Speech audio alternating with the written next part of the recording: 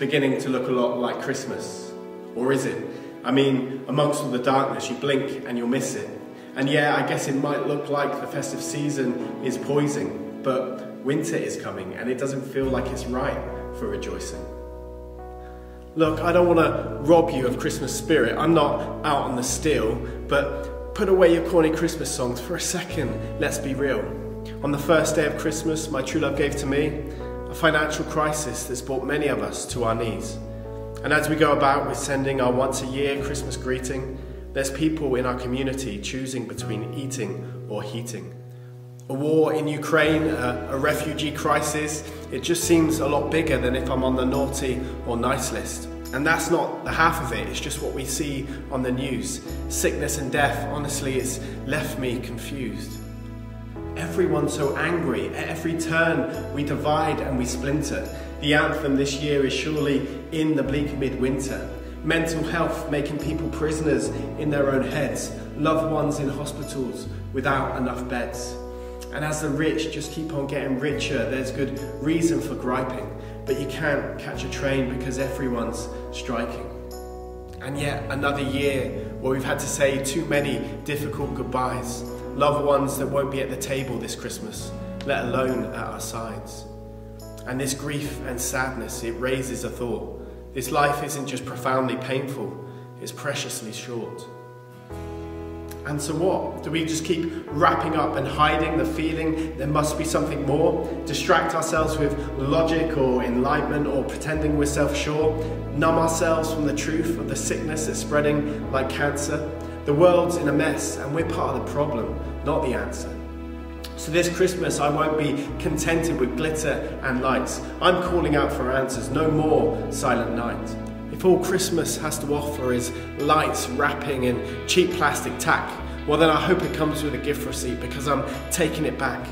Putting a fake smile on for a day won't cut it. I'll no longer be a sleeper because if Christmas is worth anything, then I need something deeper. Like an answer, like hope, like reassurance that somebody's hearing.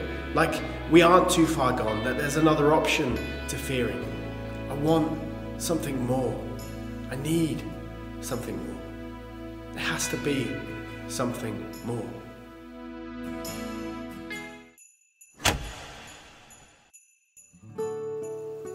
But maybe there is hope, maybe something to find. But maybe to search for it, we need to rewind. Because after all, Jesus wasn't born into fancy glitter and lights. He came into darkness, poverty and struggle that first Christmas night. Born in the mess, in the muck and the mire of a stable, our God wasn't just willing to humble himself, he was able. Born in a nothing town to a woman yet to take her partner's name, with society's judgment ready to squash her with shame. And while he was born for kings, it was shepherds that got the first word, with an instruction to share with everyone all that they heard.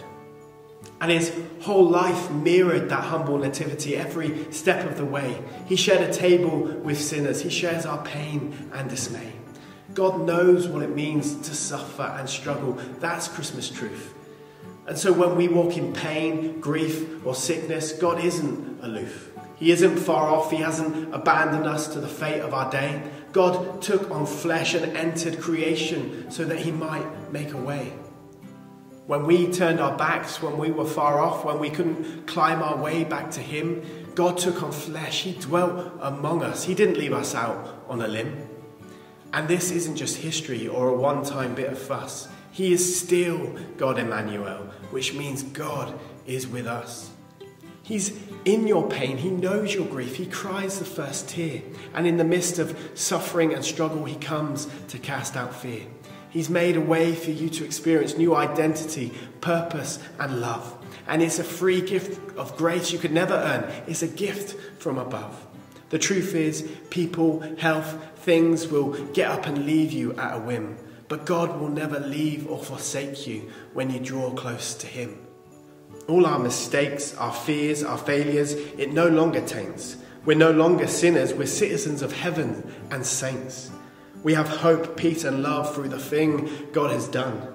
In the midst of our pain, a deeper joy has begun. And so I won't be cancelling Christmas. The Christmas bells can be gonging. Because when my heart feels broken, it's for Christmas it's longing. In the midst of the darkness, we need Christmas even more. But we need the true Christmas, not Christmas as it's sold in the store. So be drawn to the manger this Christmas, but be drawn with fresh sight, because God changed everything that first Christmas night.